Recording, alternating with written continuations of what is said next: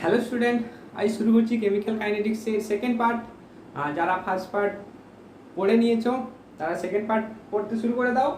তো এই সেকেন্ড পার্টে আগের দিন ফার্স্ট পার্টে কী আলোচনা করা হয়েছিল না, আগের দিন ফার্স্ট পার্টে ইন্ট্রোডাকশনটা দেওয়া হয়েছিল আর রাসায়নিক বিক্রিয়া হার সম্পর্কে বলা হয়েছিল। তো আজকে আসছি রাসায়নিক বিক্রিয়া হার কোন কোন বিষয়ের উপর ডিপেন্ড করে। দেখতে পাচ্ছ বোর্ডে লেখা আছে রাসায়নিক বিক্রিয়ার হারগুলো, আমি যাতে কম সময়ের মধ্যে ভিডিও ক্লাসটা শেষ করতে পারি তাই এগুলো লিখে রেখে দিয়েছি।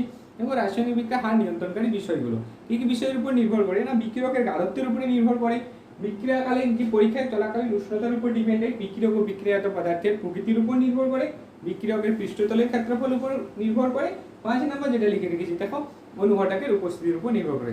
আসলে ব্যাখ্যা করে দিই এগুলো কিভাবে ডিপেন্ড করে, কিভাবে নির্ভরশীল। প্রথমত বিক্রিয়ক পদার্থের গাঢ়ত্ব উপরে দেখা যায়। বিক্রিয়ক পদার্থের গাঢ়ত্ব যদি বৃদ্ধি পায়, বিক্রিয়ক পদার্থের গাঢ়ত্ব বৃদ্ধি পাওয়ার অর্থ কি বলতো? বিক্রিয়ক পদার্থের অণুর সংখ্যা বেড়ে যাও।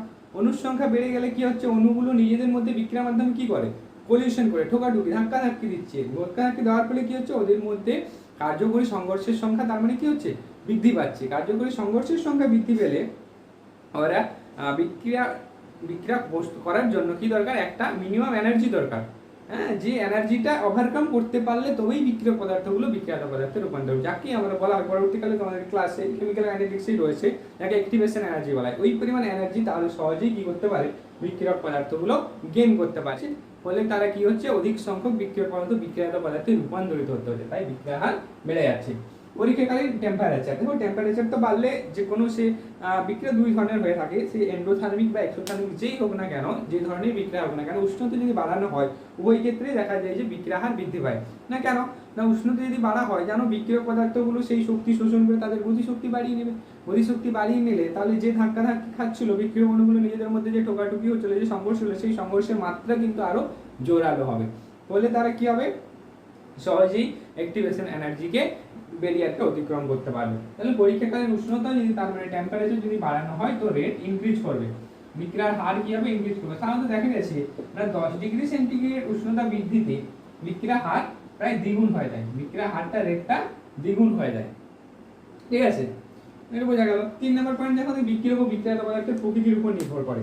প্রকৃতির উপর কিভাবে নির্ভর করে না, সমস্ত বিক্রিয়ক পদার্থগুলো নিজেদের মধ্যে যে বন্ডিংটা, বন্ড এনার্জি সবার সমান নয়, আর বিক্রিয়াত পদার্থের বন্ড এনার্জি সমান নয়। ধরা যাক কোনো একটা রাসায়নিক বিক্রিয়া এ এবং বি বিক্রিয়া করে সি বিক্রিয়াত পদার্থ তৈরি করেছিল, তাহলে এ টাইপের মধ্যে এরকম বন্ডিং ছিল, বি অণুগুলোর মধ্যে বি টাইপের বন্ডিং ছিল, আর সি অণুর মধ্যে ধরো সি টাইপের বন্ডিং ছিল।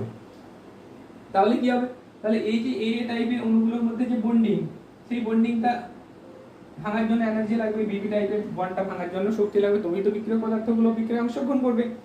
তাহলে এই যে এখানে কি পরিমাণ শক্তি লাগছে, বা এটার যে যখন সিসি বন্ড ফর্মেশন হলো তাহলে কি পরিমাণ শক্তি তৈরি হলো, হ্যাঁ কি পরিমাণ শক্তি রিলিজ করলো, তার উপর নির্ভর করবে বিক্রিয়াটির হার কেমন হবে। যদি এক্ষেত্রে বেশি শক্তি লাগে বিক্রিয়ার হার কম হবে। তার মানে বিক্রিয়ক বিক্রিয়ার প্রকৃতির উপর ডিপেন্ড করছে।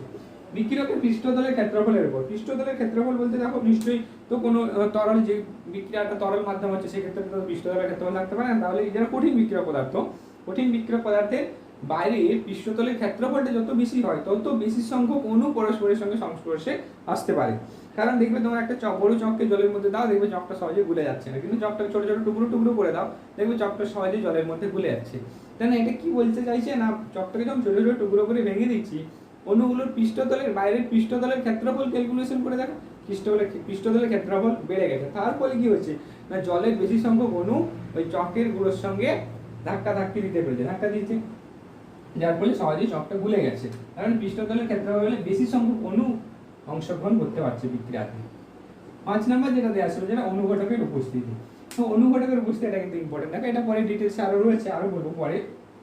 এখন একটু জেনে রাখো না, অনুঘটক কি করে, অনুঘটক বিক্রিয়ার বেগকে বাড়িয়ে দেয়। কিভাবে বিক্রিয়ার বেগকে বাড়ায়, অনুঘটক কি কাজ করে না, বিক্রিয়া করার জন্য বিক্রিয়ক পদার্থগুলোকে একটা মিনিমাম এনার্জি গেইন করতে হয়, যাকে তার অ্যাক্টিভেশন এনার্জি তখন থেকে যেটা বলছিলাম, ধরো এই পরিমাণ এনার্জি বিক্রিয়ক পদার্থগুলোকে গেইন করতে হতো যখন অনুঘটকের অনুপস্থিতিতে, এটা অনুঘটকের উপস্থিতিতে এই পরিমাণ এনার্জি গেইন করতে হতো। তাহলে এই পরিমাণ এনার্জি শক্তি বিক্রিয়ক পদার্থগুলো এই পরিমাণ শক্তি হলে ওভারকাম করতে পারলে তবেই সেই বিক্রিয়ক পদার্থগুলো বিক্রিয়াত পদার্থে রূপান্তরিত হবে। কিন্তু যদি অনুঘটক কি করে, বিক্রিয়ক শক্তিকরণ শক্তিটাকেই কমিয়ে দেয়, তাহলে বেশি সংখ্যক অণু কি করবে, সহজেই এখন এই পরিমাণ এনার্জি টপকে যেতে পারবে। তার মানে বেশি সংখ্যক বিক্রিয়ক পদার্থ বিক্রিয়াত পদার্থে রূপান্তরিত হতে পারবে। তাহলে অনুঘটক কি করে না, শক্তিকরণ শক্তিকে কমিয়ে দেয়। তাহলে এইভাবে এই সমস্ত তাহলে এইভাবে রাসায়নিক বিক্রিয়ার হার নির্ভরশীল হয়ে থাকে। তো আমরা মেন এখানে কি দেখবো, আমরা মেইনলি এখানে দেখবো যে গাঢ়ত্বের সঙ্গে একটা রাসায়নিক বিক্রিয়ার হার কিভাবে ডিপেন্ড করে। তাহলে দেখা যাক যে গাঢ়ত্বের সঙ্গে রাসায়নিক বিক্রিয়ার হার কিভাবে নির্ভরশীল হয়ে থাকে। বিজ্ঞানী গুলবার্গ এন্ড ওয়েগ, বিজ্ঞানী কি নামটা কি বললাম, GULD Gulberg and wag, wag, এই দুজন বিজ্ঞানী বিক্রিয়ক পদার্থের গাঢ়ত্বের সঙ্গে বিক্রিয়ার হার কিভাবে ডিপেন্ডেন্ট তা নিয়ে একটি সমীকরণ দিয়েছেন, যা ভরক্রিয়ার সূত্র বা ল অফ মাস অ্যাকশন নামে পরিচিত। তো এই ভরক্রিয়ার সূত্র বা ল অফ মাস অ্যাকশনে তারা কি বললেন, যে কোনো একটি রাসায়নিক বিক্রিয়ার কোনো মুহূর্তে বিক্রিয়াটির হার কিসের উপর ডিপেন্ড করবে না, বিক্রিয়ক সমিত সমীকরণ অনুযায়ী বিক্রিয়ক পদার্থের অনুসংখ্যা বা মোল সংখ্যার ঘাতে উন্নীত বিক্রিয়ক পদার্থগুলোর গাঢ়ত্বের সঙ্গে সমানুপাতিক হবে। কি বললেন সংজ্ঞাটা আমি একটু লিখে দিই দেখো। তাহলে তারা কি বলেছিলেন, যা ভরক্রিয়া সূত্র নামে পরিচিত, যাকে বলা হয় ভরক্রিয়া সূত্র। ভরক্রিয়া সূত্রটি কি বলা হলো, তাহলে নির্দিষ্ট, দেখো আমি সংজ্ঞাটা লিখে দিয়েছি, কি লিখেছি, যে নির্দিষ্ট উষ্ণতাতে কোনো রাসায়নিক বিক্রিয়ার কোনো মুহূর্তে বিক্রিয়াটির হার, কোনো মুহূর্তে বিক্রিয়াটির হার কিসের উপর নির্ভর করে না, বিক্রিয়ার সমিত সমীকরণ অনুযায়ী অনুসংখ্যার ঘাতে উন্নীত, সমিত সমীকরণ অনুযায়ী অনুসংখ্যার ঘাতে উন্নীত বিক্রিয়কগুলি সেই মুহূর্তে সক্রিয় ভরের সাথে সমানুপাতিক হবে, সেই মুহূর্তে সক্রিয় ভরের সঙ্গে সমানুপাতিক হবে। দেখো সংজ্ঞাটাতে আমি ব্যাখ্যাটা করে বুঝিয়ে দিচ্ছি। দেখো ব্যাপারটা, ধরা যাক যে এ মোল এ বিক্রিয়ক পদার্থ অংশগ্রহণ করেছিল, ধরা যাক এই অণুর সংখ্যা হতে পারো এবং মোল সংখ্যা হতে পারো বিক্রিয়ক পদার্থ, এবং বি মোল বি বিক্রিয়ক পদার্থ অংশগ্রহণ করে সি মোল সি বিক্রিয়ক পদার্থ তৈরি করেছিল। ধরা যাক যে এরা তরল মাধ্যমে বিক্রিয়া করছে, হ্যাঁ, তাহলে আমি এর এ পদার্থের সক্রিয় ভরকে গাঢ়ত্ব দিয়ে প্রকাশ করছি, হ্যাঁ, এ পদার্থের সক্রিয় ভর আমি ধরে নিলাম কনসেন্ট্রেশন অফ এ, আর বি পদার্থের সক্রিয় ভর কনসেন্ট্রেশন অফ বি। ঠিক আছে, তাহলে ভরক্রিয়া সূত্র অনুসারে এখন কি লিখতে পারবো, ভরক্রিয়া সূত্রে কি বলা হয়েছে না, বিক্রিয়াটির হার, ভালো করে দেখো এখানে, বিক্রিয়াটির হার আর দিয়ে লিখা হবে, ছোট হাতের আর দিয়ে লিখবো, বিক্রিয়াটির হার আর প্রপোর্শনাল টু হবে, সমানুপাতিক হবে, কি হবে না, বিক্রিয়ক পদার্থের গাঢ়ত্ব, তাহলে এর সক্রিয় ভর, বিক্রিয়ক পদার্থ এর সক্রিয় ভরের সঙ্গে সমানুপাতিক হবে, কিন্তু এর মোল সংখ্যাটা কি হবে বলেছে, এই মোল সংখ্যাটা এর ঘাতে উন্নীত হবে, এই যে অনুসংখ্যা বা মোল সংখ্যা এটা কি হবে, ঘাতে উন্নীত হয়ে যাবে, অর্থাৎ a to the power a হয়ে যাবে ইনটু b, যে b বিক্রিয়ক পদার্থের সক্রিয় ভর, বিক্রিয়ক পদার্থ b এর সক্রিয় ভর কনসেন্ট্রেশন অফ b, এবং এর অনুসংখ্যাটা মোল সংখ্যাটা কি হবে, ওর নিজ নিজ ঘাতে উন্নীত হবে, ওর নিজ নিজ ঘাত, তাহলে b to the power b, এটাই হচ্ছে কি ভরক্রিয়ার সূত্র। তাহলে বা সমানুপাতিক তুলতে গেলে আমাদের কি লাগে, একটা ধ্রুবক দিতে হয়, তাহলে বা r সমানে ধ্রুবক পদ নিলাম k into concentration of a to the power a into b to the power b পেয়ে গেলাম। এই k কে বলা হয় কি সমানুপাতিক ধ্রুবক বা হার ধ্রুবক। কোন কোন বিষয়ের উপরে k এর মান ডিপেন্ড করে থাকে না, k এর মান ডিপেন্ড করে থাকে পরীক্ষাকালীন উষ্ণতার উপরে নির্ভর করে, কারণ উষ্ণতা বৃদ্ধি করলে বিক্রিয়ার হার ধ্রুবকের মান বৃদ্ধি পেয়ে থাকে। একটা নির্দিষ্ট বিক্রিয়ার ক্ষেত্রে হার ধ্রুবকের মান সর্বদাই নির্দিষ্ট হয়ে থাকে, হ্যাঁ, বিক্রিয়কের গাঢ়ত্বের উপরে কিন্তু বিক্রিয়ার হার নির্ভর করে না। তুমি একটা নির্দিষ্ট বিক্রিয়ার ক্ষেত্রে তুমি বিক্রিয়ার গাঢ়ত্ব যেমনই পরিবর্তন করে না কেন, বিক্রিয়ার হার সর্বদা অপরিবর্তিত থাকবে। বিক্রিয়ার হার তখন পরিবর্তন হবে যদি উষ্ণতার বৃদ্ধি বা হ্রাস করা থাকে। তার মানে বিক্রিয়া হারের সঙ্গে বিক্রিয়া রেট কিন্তু নির্ভর করছে বিক্রিয়া হার, বিক্রিয়ক হার ধ্রুবকের সঙ্গে। তাহলে কেটা কি বলেছিলাম, হার ধ্রুবক, হার ধ্রুবক কে হচ্ছে কি বিক্রিয়াটির হার ধ্রুবক। তাহলে এই হার ধ্রুবকের মানের উপর কিন্তু বিক্রিয়া হার নির্ভর করছে। দেখো ধীরে ধীরে সমানুপাতিক, তাহলে কে বৃদ্ধি পেলে বিক্রিয়া হার বৃদ্ধি হবে। তো হার ধ্রুবকের একক কি হবে না, হার ধ্রুবকের একক কি হবে, এটা হচ্ছে কোন ক্রমের বিক্রিয়া, প্রতিটি নির্দিষ্ট ক্রমের বিক্রিয়ার জন্য বিক্রিয়া হার ধ্রুবকের মান আলাদা আলাদা হয়ে থাকে। আগে ক্রম পড়াবো, তারপরে হার ধ্রুবকের এককটা তোমাদের বলবো। এই ক্রমটা পড়িয়ে দিই, তারপরে হার ধ্রুবকের একক বলবো, ব্যাস এতদূর পর্যন্ত বোঝা গেল। তাহলে আমি কোনো একটা রাসায়নিক বিক্রিয়া হার নির্ণয় করতে পারলাম ভরক্রিয়া সূত্র অনুসারে। তাহলে আমি একটা রিয়েল এক্সাম্পল দেখি, হ্যাঁ, আমি একটা রিয়েল এক্সাম্পল দিচ্ছি যে সালফার ডাইঅক্সাইড অক্সিজেনের সাথে বিক্রিয়া করছে, দিয়ে সালফার ট্রাইঅক্সাইড উৎপন্ন করছে। তাহলে বিক্রিয়াটা সমীকরণটা সমাধান করার জন্য এখানে একটা 2 দিয়ে দাও, আর এখানে একটা 2 দিয়ে দাও, তাহলে 2 দিয়ে 4, 4 দিয়ে 6টা, 3 দিয়ে 6টা অক্সিজেন হয়ে গেছে। তাহলে বিক্রিয়াটা সমীকরণ সমাধান হয়ে গেছে। তাহলে এই যে একটা রাসায়নিক বিক্রিয়া, তাহলে এই রাসায়নিক বিক্রিয়াটা আমাকে যদি বিক্রিয়া হার লিখতে হয়, বিক্রিয়া হার কার কার কার সূত্র অনুসারে লিখছি, ভরক্রিয়ার সূত্র, ল অফ মাস অ্যাকশন, গুলজার বিজ্ঞানী গুলবার, সরি গুলজার না, বিজ্ঞানী গুলবার এখন ওয়েগের মতানুসারে লিখছি। বিক্রিয়া হার আর সমানে তাহলে কি বলবো, বিক্রিয়া হার দেবো কে ইনটু বিক্রিয়ক পদার্থে এখানে কে রয়েছে, সালফার ডাইঅক্সাইড আর অক্সিজেন। ধরো সালফার ডাইঅক্সাইডের সক্রিয় ভর SO2, এটা সালফার ডাইঅক্সাইডের সক্রিয় ভর এবং এর অণু সংখ্যাটা কি হবে, এর ঘাতে উন্নীত হবে। আর O2 এর সক্রিয় ভর কত 1 রয়েছে, যদি পার 1 হবে, তাহলে এটাই হবে কি বিক্রিয়ার হার সমীকরণ। তাহলে এটাই হচ্ছে কি এই বিক্রিয়াটার হার সমীকরণ, বিক্রিয়ার হার সমীকরণ। আর আগের দিন লিখেছিলাম কি বিক্রিয়ার হার সমীকরণ, আগের দিন যেটা লিখেছিলাম, তাহলে সেক্ষেত্রে কি লিখতে পারবো, এটা সমানে আবার কি লিখতে পারি, আচ্ছা ওটা পরে বলছি, হ্যাঁ ওটা এখন বোঝাচ্ছি। তাহলে এটা হচ্ছে কি, এটা হচ্ছে applying law of mass action, এটা ভরক্রিয়া সূত্র থেকে প্রাপ্ত ভরক্রিয়া সূত্র থেকে প্রাপ্ত হার সমীকরণ, ক্লিয়ার হয়ে যাবে ব্যাপারটা। আরেকটা एग्जांपल দিয়ে দেখি ব্যাপারটা আরো ক্লিয়ার হয়ে যাবে। আরেকটা एग्जांपल দিয়ে দেখি, ভরক্রিয়া সূত্র অ্যাপ্লাই করি। কি না, ধরো নাইট্রিক অক্সাইড বাতাসের অক্সিজেশন বিক্রিয়া, সবাই জানে এগুলো পরিচিত বিক্রিয়া, তাহলে তাই এগুলো লিখছি। নাইট্রিক অক্সাইড ওজনের সঙ্গে বিক্রিয়া করে নাইট্রেন ডাইঅক্সাইড উৎপন্ন করে প্লাস O2 উৎপন্ন করে। বিক্রিয়াটা সমাধান করা হয়ে গেছে, বিক্রিয়াটা সমাধান করা আছে দেখো। তাহলে এই বিক্রিয়াটার ক্ষেত্রে আমরা যদি law of mass action apply করে থাকি, তাহলে সেই ক্ষেত্রে বিক্রিয়ার হার আর সমানে কি বলবো, K into concentration of NO into concentration of O3 বলতে পারি। তাহলে এই ক্ষেত্রে এর বার কত আছে, 1 রয়েছে। এর দেখো এখানে এক মোল বা এক মোল এখানে বিক্রিয়া অংশগ্রহণ করেছে, এখানেও দেখো এক মোল বা এক মোল অংশগ্রহণ, তাহলে এর বার 1 হবে। তাহলে এখানে দেখতে পাচ্ছি যে বিক্রিয়াটির হার NO এর সঙ্গে डायरेक्टली সমানুপাতিক এবং ওজনের সঙ্গে डायरेक्टली সমানুপাতিক, আর বিক্রিয়াটির হার ওজনের সঙ্গে। সমস্যা দেখা গেল কি, যখন আরেকটা বিক্রিয়া, তাহলে আরেকটা বিক্রিয়া নিয়ে দেখো, N2O5 ডিকম্পোজ করছে, ডিকম্পোজ করে কি উৎপন্ন করে, 4NO2 উৎপন্ন করে প্লাস O2 উৎপন্ন করে। তাহলে এই রাসায়নিক বিক্রিয়াটার ক্ষেত্রে আমি এবার হার সমীকরণ নির্ণয় করে দেখি। বিক্রিয়ার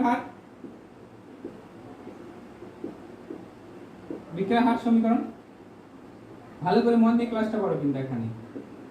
বিক্রিয়ার হার সমীকরণটা তাহলে কি হবে, বিক্রিয়ার হার R সমানে, তাহলে কি লিখতে পারি, এটা দুই মূলক অংশগ্রহণ করে, তাহলে K ইনটু N2O5, তার কি হবে, তাহলে 2 আছে, তার পরিষ্কার হয়ে যাবে। তাহলে এটা কি হবে, তার ঘাতে উন্নীত হয়ে গেল, অণু সংখ্যাটা ঘাতে উন্নীত হয়ে গেল, নিজ নিজ বিক্রিয়ক পদার্থের ঘাতে উন্নীত হলো। তাহলে এই ক্ষেত্রে এটা পেলাম হার সমীকরণ। মজার ব্যাপার এটাই যে এই যে হার সমীকরণটা এখানে পেলাম, এই হার সমীকরণটা পরীক্ষালব্ধ হার সমীকরণের সঙ্গে ইকুয়াল নয়। এই হার সমীকরণটা যদি পরীক্ষা করে দেখা গেল অ্যাকচুয়ালি যে হার সমীকরণ, এটা তো ভরক্রিয়া সূত্রে অ্যাপ্লাই করে পেলাম, কিন্তু অ্যাকচুয়ালি পরীক্ষালব্ধভাবে দেখা গেছে,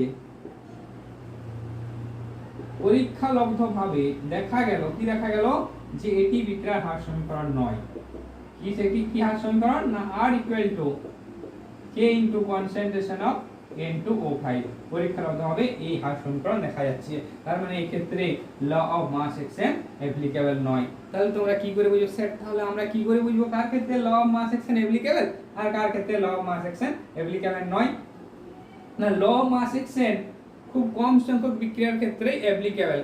কোন বিক্রিয়াগুলো, না যে সমস্ত বিক্রিয়াগুলো সিঙ্গেল স্টেপ রিঅ্যাকশন, এক ধাপ সম্পন্ন বিক্রিয়া, একটি ধাপেই বিক্রিয়াগুলো হয়ে থাকে এবং তার মাঝখানে কোনো অন্তর্বর্তী পদার্থ উৎপন্ন হয় না, সেই সমস্ত বিক্রিয়াগুলোর ক্ষেত্রেই কেবলমাত্র আমরা হার সমীকরণ অ্যাপ্লাই করে বিক্রিয়ার হার নির্ণয় করতে পারবো ল অফ মাস অ্যাকশন থেকে। Law of mass action apply করে যদি বিক্রিয়াটা কোনো জটিল বিক্রিয়া হয়ে থাকে, অর্থাৎ বিক্রিয়া এই যে বিক্রিয়া N2O5 ডিসোসিয়েট করে NO2 প্লাস O2 হলো, এটা কিন্তু এক ধাপে হয়নি, এর মাঝখানে কি রয়েছে, আরো 3টে স্টেপ রয়েছে। ইনিশিয়ালি প্রথমে কি হয়েছিল, প্রথম ধাপে কি হলো, না N2O5 N2O5 ডিসোসিয়েট করে NO2 উৎপন্ন করে প্লাস NO3 উৎপন্ন করে, এরা আবার বিক্রিয়া করে। সেকেন্ড স্টেপে কি করে, NO2 প্লাস NO3 বিক্রিয়া করে নাইট্রিক অক্সাইড, নাইট্রেন ডাইঅক্সাইড এবং O2 উৎপন্ন করে। থার্ড স্টেপে কি করে, নাইট্রিক অক্সাইড এবং নাইট্রোজেন ডাইঅক্সাইড NO3 এরা পরস্পরের সঙ্গে বিক্রিয়া করে 2 অণু নাইট্রোজেন ডাইঅক্সাইড উৎপন্ন করে। আসলে এই যে বিক্রিয়াটা এক ধাপে যেটা আমরা আসলে দেখতে পাচ্ছি সেটা আসলে এক ধাপে নয়, এর মাঝখানে এরকম 3টা স্টেপ রয়েছে। তাই এই ক্ষেত্রে law of mass action applicable নয়। তাহলে আমি যে দুটো আগে বিক্রিয়া করেছিলাম তার মানে নিশ্চয়ই সেই দুটো বিক্রিয়া যে ক্ষেত্রে পরীক্ষালব্ধ হার সমীকরণ, তাহলে আমি যে প্রথমে কি কোন কোন দুটো বিক্রিয়া নিয়েছিলাম মনে করো তো, যে SO2 প্লাস O2 বিক্রিয়া করে SO3 দেখালাম। তাহলে এই বিক্রিয়াটার ক্ষেত্রে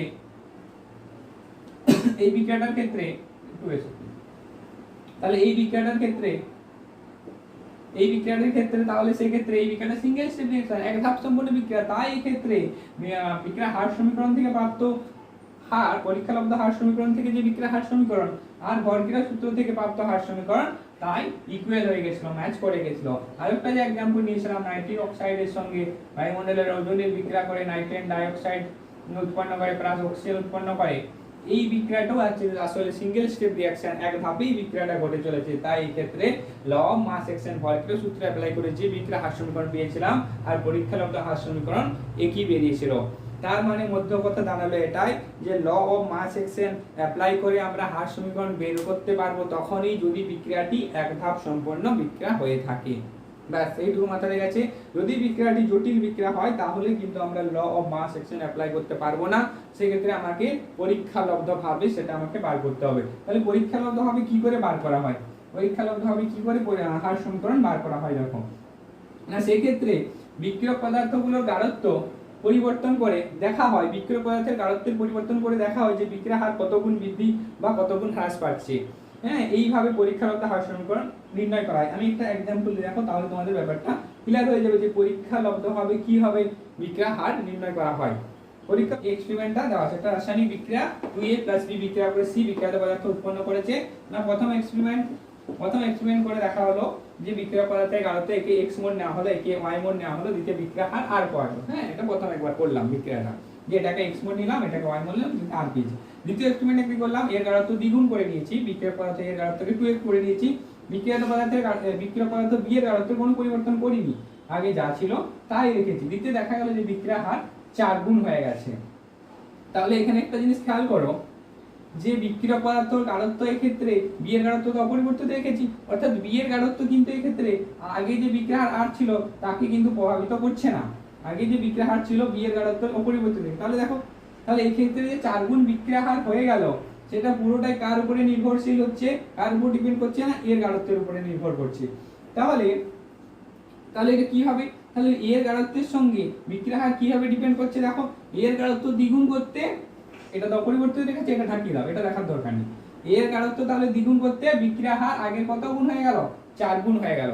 তাহলে এর গাঢ়ত্ব তার মানে দ্বিগুণ করতে 4 গুণ হলো, যদি আমি 3 গুণ করে দিই তাহলে কি হয়ে যেত, এটা 6 গুণ 3 স্কয়ার 9 গুণ হয়ে যেত, 9 গুণ হয়ে যেত। তার মানে কি দেখতে পাচ্ছি যে এর সঙ্গে কিন্তু ডাইরেক্টলি সমানুপাতিক না, বিক্রিয়া হারটা এর গাঢ়ত্বের বর্গের সমানুপাতিক। দেখো তার মানে এর যদি বর্গ করে দাও তাহলে এটা 4r চলে আসবে, b এর বর্গ করলে 4r আসবে, 4 আসবে d এর বর্গ করলে। তার মানে বিক্রিয়া পদার্থ এর গাঢ়ত্বের সাথে বিক্রিয়া হারটা কিভাবে নির্ভরশীল না এর বর্গের সঙ্গে সমানুপাতিক। তাহলে আমি বলতে পারি যে এই ক্ষেত্রে এই ডাটাটা থেকে আমি বলতে পারি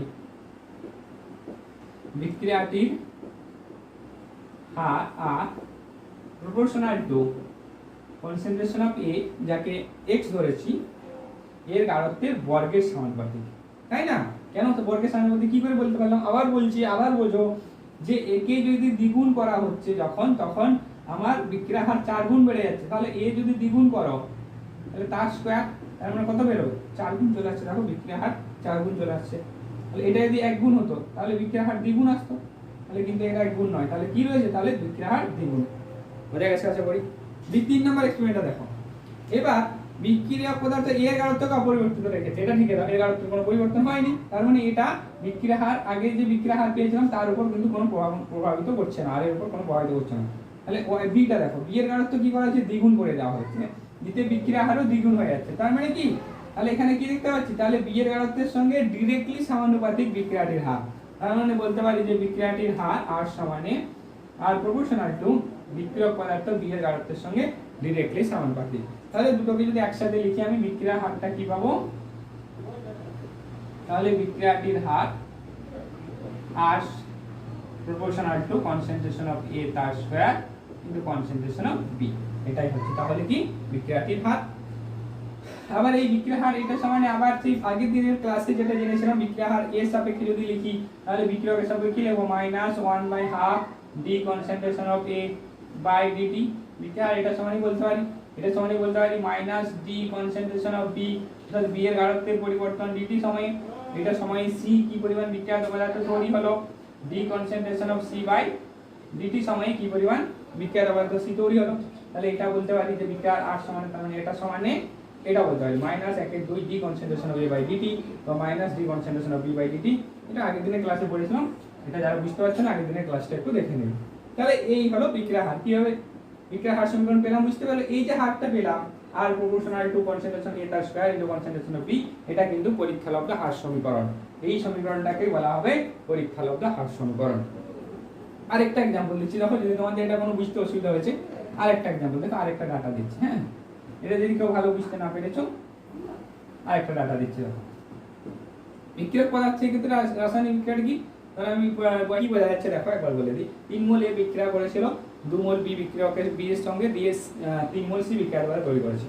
কি দেওয়া আছে দেখো, A এর গাঢ়ত্ব x মোল পার লিটার, B এর গাঢ়ত্ব y, তখন বিক্রিয়া হার ছিল R। এবার কি করা হচ্ছে, চেঞ্জ করা হচ্ছে, x এর গাঢ়ত্ব পরিবর্তিত রাখা হয়েছে, বিক্রিয়ক পদার্থ A এর গাঢ়ত্বকে চেঞ্জ করা হয়নি। কি করেছে, এটাকে তার মানে ঢাকিয়ে দাও, চোখ বন্ধ করে দাও। এটাতে দেখো কি করা হয়েছে, B এর গাঢ়ত্ব দ্বিগুণ করে দেওয়া হয়েছে, দিতে বিক্রিয়া হার 4 গুণ হয়ে গেল। তার মানে কি ডিরেক্টলি প্রপোর্শনাল, দ্বিগুণ থাকলে কি দ্বিগুণ হচ্ছে বিক্রিয়া হার, হচ্ছে না, তার দ্বিগুণ বিক্রিয়া B এর গাঢ়ত্ব দ্বিগুণ করার জন্য বিক্রিয়া হার 4 গুণ হয়ে গেল। তার মানে কি বলতে পারি, এর বর্গ হয়ে গেছে এটা। তার মানে কি B এর গাঢ়ত্বের সঙ্গে বিক্রিয়া হার B এর গাঢ়ত্বের বর্গের সমানুপাতিক। তাহলে লিখতে পারি এই ক্ষেত্রে বিক্রিয়া হার R proportional to concentration of B তার স্কয়ার বলতে পারি।